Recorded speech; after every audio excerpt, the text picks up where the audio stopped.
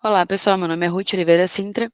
Eu faço pedagogia na Universidade Federal de Alagoas e gostaria de apresentar uma pesquisa que fiz junto com a professora orientadora Maria Aparecida Pereira Viana. O título da pesquisa é Narrativas Digitais, uma proposta inovadora na educação inclusiva. Fizemos essa pesquisa por meio do PIBIC, que iniciou em 2023, em setembro de 2023, e finalizou em agosto de 2024. Essa pesquisa foi uma pesquisa muito importante, porque nós fomos a campo entender como é que funciona essa parte das tecnologias digitais dentro da educação inclusiva, e foi muito interessante. Então, quero apresentar aqui para vocês, para a gente descobrir como é que foi isso juntos. Então, contextualizando, né, a nossa pesquisa, a gente escolheu essa temática porque sabemos que com a globalização e com o avanço das tecnologias digitais, a educação ela tem mudado significativamente. E essa mudança ela não pode acontecer somente na sala de aula regular, ela precisa acontecer também na educação inclusiva. Então, as TICs, que são as tecnologias digitais da informação e da comunicação, elas vão desempenhar um papel central no engajamento dos alunos, especialmente aqueles com deficiência, e elas podem auxiliar os professores no dia a dia e também para que eles promovam, né, a autonomia dos alunos que eles vão estar realizando o atendimento especializado. Para a fundamentação teórica, a gente utilizou Micheleto de 2020, Daro de 2018 e Silva e Viana de 2019. Foi muito interessante utilizar esses autores, porque eles vão discutir o uso das tecnologias digitais no ambiente educacional. E eles vão falar como que o papel das TICs, eles vão promover uma educação inovadora e uma educação que promove a autonomia nas salas de aula. Então, esses estudos que fizemos e que utilizamos como base teórica, eles vão mostrar que as TICs, elas facilitam a aprendizagem e promovem a inclusão nas salas de aula. E a pergunta central, né, que utilizamos para essa apresentação foi como as TICs e as metodologias ativas promovem a inclusão de estudantes com necessidades especiais. Então, nós procuramos, durante todo esse estudo, responder essa pergunta, porque a gente queria entender quais estratégias, né, que a gente pode utilizar e quais estratégias vão ajudar o professor a criar um ambiente de aprendizagem mais acessível e envolvente para os alunos que ele está recebendo ali no dia a dia.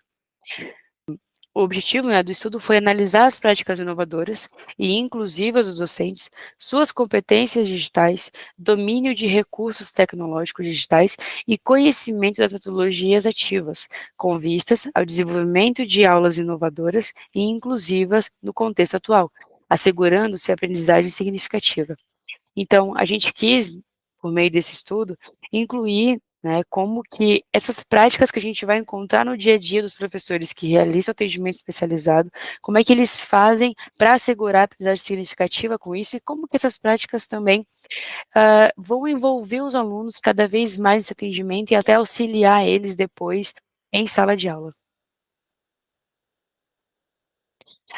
A metodologia que utilizamos para essa pesquisa foi uma metodologia de abordagem qualitativa e nós tivemos algumas fases no meio desse caminho. Então, iniciamos com um levantamento bibliográfico, a gente procurou artigos, livros, publicações em revistas que nos ajudassem a entender, né, como que a gente consegue identificar os benefícios que a tecnologia vai trazer para o aluno em sala de aula e principalmente no atendimento especializado.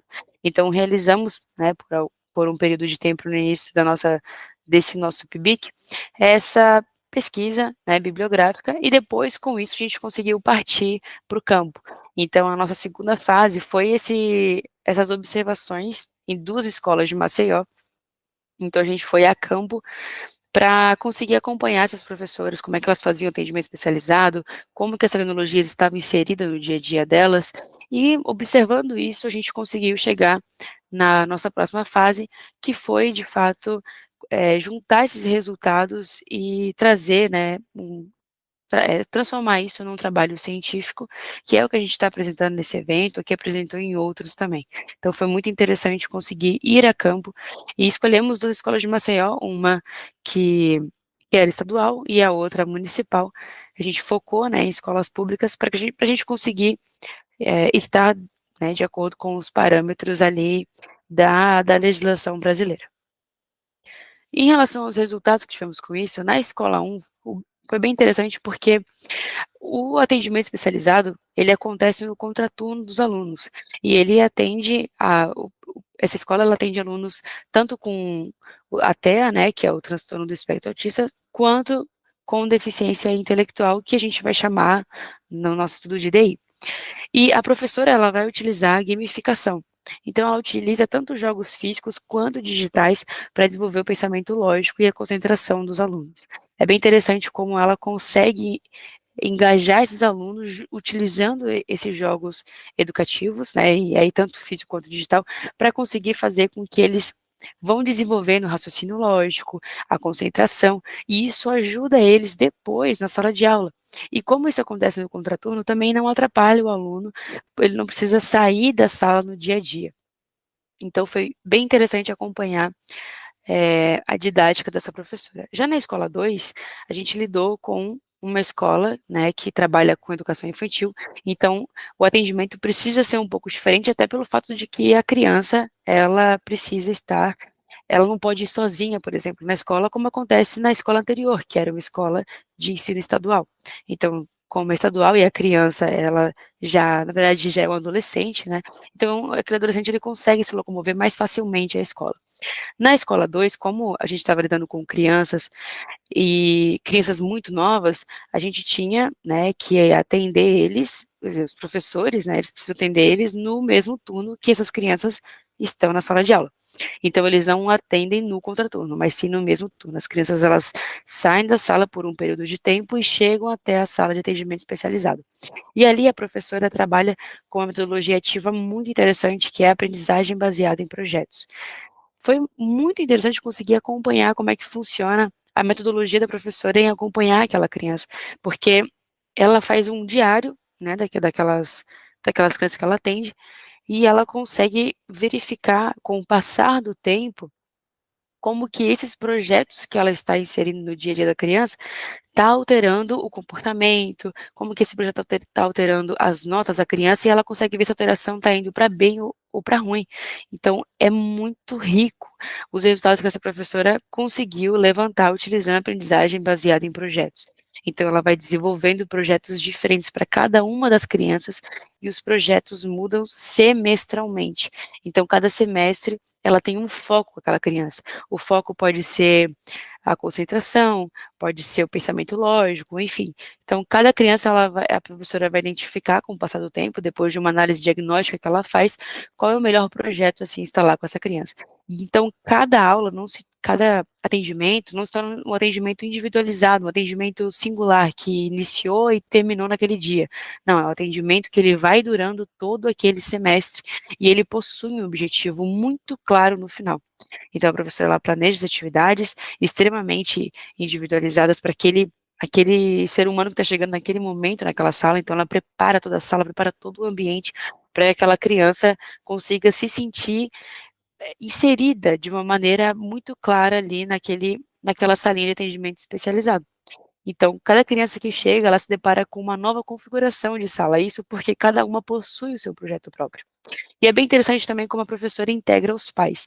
Então, assim como eu falei, né, na escola anterior, a gente tem crianças mais velhas, então a integração com os pais já é um pouco mais complicado, porque os pais entendem que quando a criança é mais velha, eles podem deixar um pouco mais para lá.